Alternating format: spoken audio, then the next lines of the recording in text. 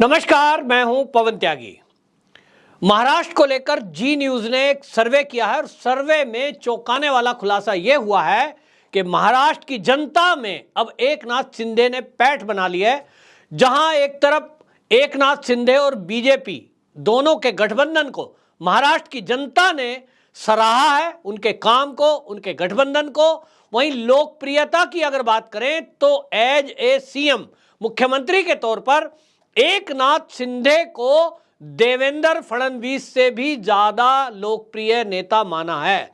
यानी मुख्यमंत्री के तौर पर लोगों का मानना है महाराष्ट्र के कि 26% लोग ये मानते हैं कि एकनाथ शिंदे बेहतरीन मुख्यमंत्री के तौर पर काम कर रहे हैं। इससे अब आप समझ सकते हैं कि आने वाला जो चुनाव है, चाहे वो बीएमसी का चुनाव है और 2024 के लोकसभा चुनाव में जो अभी तक ये कह रहे थे कि कहीं ना कहीं शिवसेना के जब से दो टुकड़े हुए हैं उसमें जो शिवसेना है वो दो टुकड़ों में बटी है, लेकिन ज्यादातर शिवसैनिक उद्धव ठाकरे के साथ हैं। तो वहीं आपको बता दूं, अलग अलग विश्लेषण भी जी न्यूज ने किया है। तो ये जो सर्वे किया गया है, ये 36,000 जो कुल है लोगों पर ये सर्वे हुआ, प्लस माइनस 3% इसमें एरर की बात रखी गई है। इसमें 21,600 पुरुषों से सवाल पूछे गए, वहीं महिलाओं से 14,400 महिलाओं से ये सवाल पूछा गया।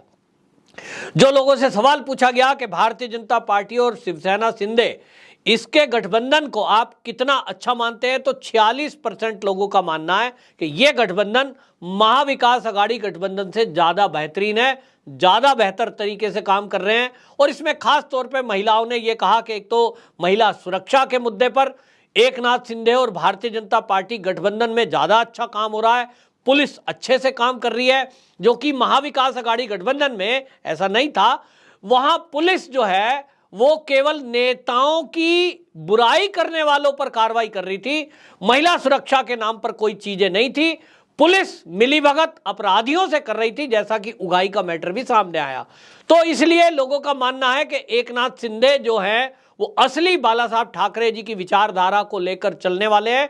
तो हिंदुत्ववादी विचारधारा के लोगों का भी ये मानना है कि बाला साहब ठाकरे जी की जो विचारधारा है उसको इंप्लीमेंट करने में एकनाथ शिंदे और भारतीय जनता पार्टी तो पहले से ही है, ये जो गठबंधन है ज्यादा बेहतर तरीके से काम कर रहा है। और जिस तरह से गोविंदाओं को लेकर के बात हुई, जिस तरह से वहां हनुमान चालीसा को लेकर बात हुई, पहली सरकारों ने तो बैन ही कर दिया था, जिस तरह से बातें चल रही थी। और अब जो है जनता का विश्वास बढ़ा है। इसी तरह आपको बता दूं, जो महाविकास अघाड़ी गठबंधन जिसमें उद्धव ठाकरे, शिवसेना और एनसीपी और कांग्रेस, इसको मात्र 35% लोगों ने माना कि यह सरकार अच्छा काम कर रही थी या कैसा काम कर रही थी, 35% ने सराहा। बहुत सारे लोगों का कहना था जी, उसमें ज्यादातर आपको बताऊं पुरुष और महिलाओं में ऐसे लोग भी थे जो शिवसेना से जुड़े हुए रहे हैं, एनसीपी से जुड़े रहे हैं। हर पार्टी के लोग होते हैं जब इसमें सर्वे होता है। तो कुल मिलाकर के एमएनएस को 3% लोगों ने ये कहा है कि एमएनएस के जो नेता हैं, उनकी जो पार्टी है वो 3% लोगों की पसंद बनी है। जहां तक गठबंधन की बात करें तो गठबंधन में सीटों पर अगर बात करें तो यहां आपको बताऊं कि 145 बहुमत के लिए विधानसभा में आंकड़ा चाहिए। तो जो चुनाव अगर होंगे तब क्या स्थिति होगी, तो भारतीय जनता पार्टी को आज के हिसाब से जो सर्वे हुआ है वहां 165 से 185 सीटें मिलने का अनुमान जताया गया है। जैसा मैंने बताया 145 का बहुमत का आंकड़ा है। तो जो भारतीय जनता पार्टी और एकनाथ शिंदे की शिवसेना है, इस गठबंधन के साथ यदि मैदान में उतरते हैं तो 185 तक सीटें आ सकती हैं। वहीं महाविकास अघाड़ी मात्र 88 से 100 के करीब, 108 के करीब रह सकती है, ऐसा अनुमान जी न्यूज का है। एमएनएस को 2 से 5 सीटें दी गई हैं और उन्होंने कहा है कि अगर अलग अलग पार्टियों के हिसाब से हमने सर्वे किया, उसमें अगर हम बात करें किस पार्टी को कितनी सीटें मिल सकती हैं, तो उसमें भारतीय जनता पार्टी को 121 से 131, वहीं एकनाथ शिंदे की जो शिवसेना है उनको 44 से 54 सीटें मिल सकती हैं।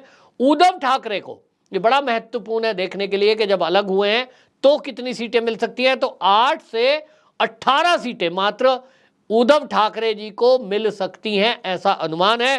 कांग्रेस यहां उद्धव ठाकरे से अधिक करता दिखाई दे रही है और 39 से 49 सीटें ये कांग्रेस को मिल सकती है, ये कहना है इस सर्वे का। एनसीपी 41 से 51 सीटें और एमएनएस को 2 से 5।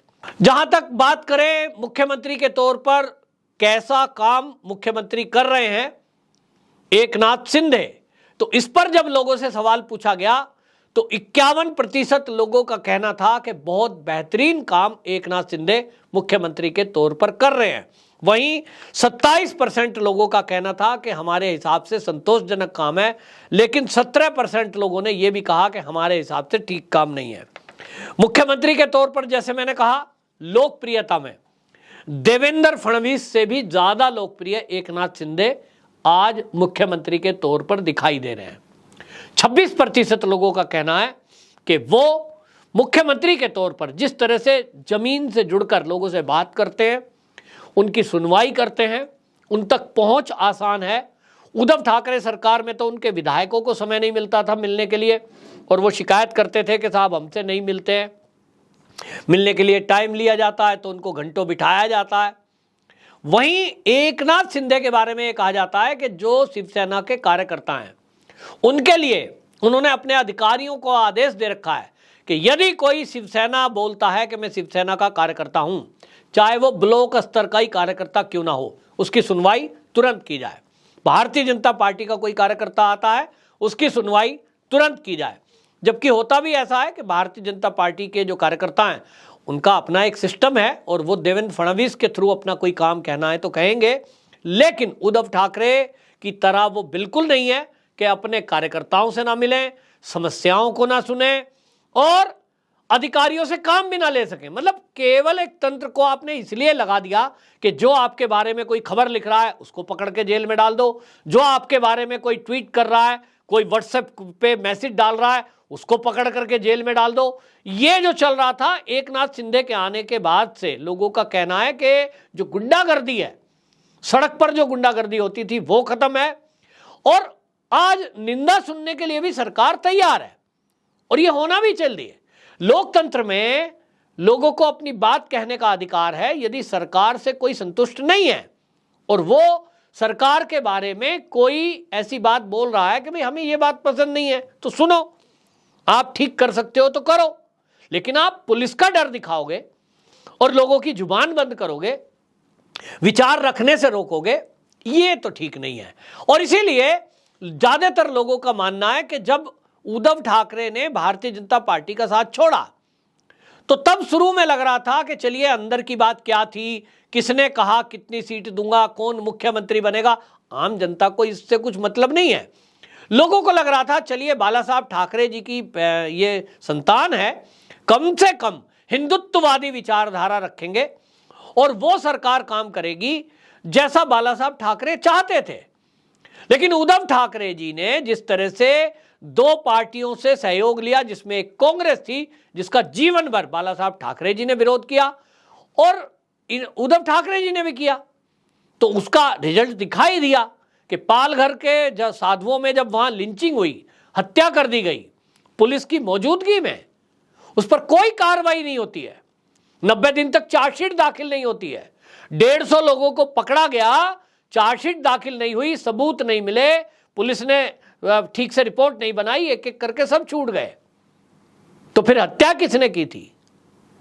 और हालत यह थी, उद्धव ठाकरे से कोई बात करो तो बीजेपी तो मुद्दा बनाती है, और बीजेपी मुद्दा बनाती है, कोई बात करें भ्रष्टाचार की बात करें, उन्हीं की सरकार में ये तो देश ने पहली बार देखा कि किसी राज्य का गृह मंत्री, उसके ऊपर आरोप लग रहा है कि पुलिस के जरिए वो उगाही करता है। एंटीलिया मामला सबने देखा, ड्रग के किस तरह से पेडलर पकड़े जा रहे थे और उस पर सरकार बचाव में उतरकर उनके मंत्री बाकायदा उनके लिए बैटिंग कर रहे थे, नवाब मलिक हो चाहे बाकी लोग हो।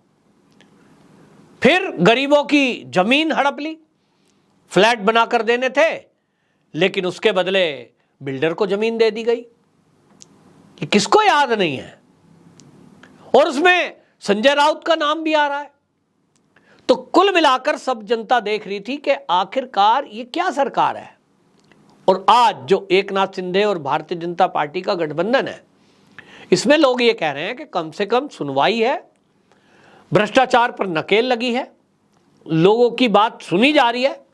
आज अगर कोई थाने जाता है तो पुलिस वाले, ऐसा नहीं है कि उनकी एफआईआर दर्ज नहीं होती, और अगर नहीं होती तो लोग कह रहे हैं कि केवल ट्वीट कर दें तो उस पर एक्शन हो जाता है। तो पुलिस तो वही है, कर्मचारी तो वही है, प्रशासन हो या पुलिस, जब सिस्टम में सुधार होता है तो वो ऊपर से नीचे की तरफ चलता है। ऊपर वाले नेता अगर ठीक हैं तो अधिकारी भी ठीक से काम करते हैं। ये अंतर महाराष्ट्र की जनता इस समय खुद देख रही है, और इसी के कारण से लोगों की पहली पसंद एकनाथ शिंदे मुख्यमंत्री के तौर पर बने हैं। लेकिन देवेंद्र फडणवीस भी कम नहीं है।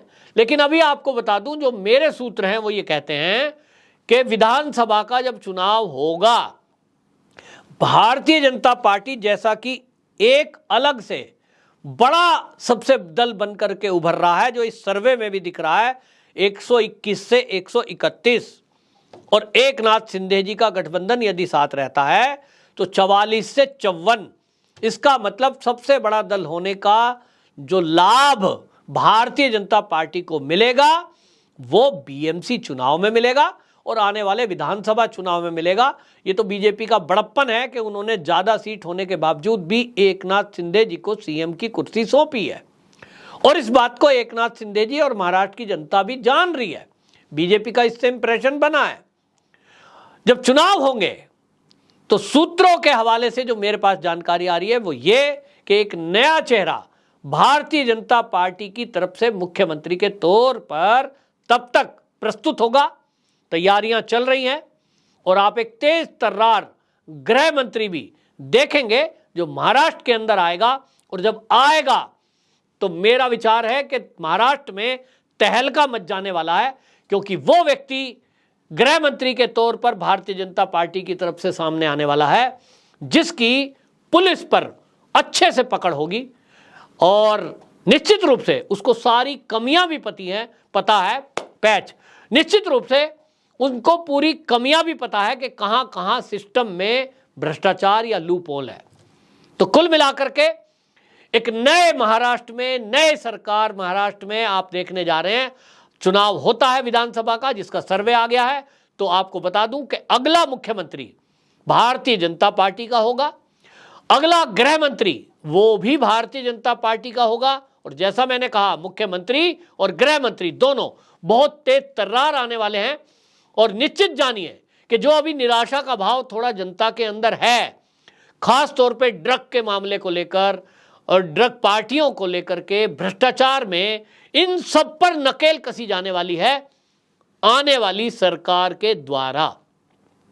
ये पक्की मैं एक जानकारी अपने सूत्रों के हवाले से दे रहा हूं, और इसीलिए आप देखें कि महाराष्ट्र की जनता जिस तरह से इस नए गठबंधन को सराह रही है, निश्चित जानिए कि महाराष्ट्र में एक बहुत बड़ा क्रांतिकारी कदम भारतीय जनता पार्टी और एकनाथ शिंदे सरकार मिलकर के, यानी गठबंधन के द्वारा महाराष्ट्र में होने वाला है। वंदे मातरम।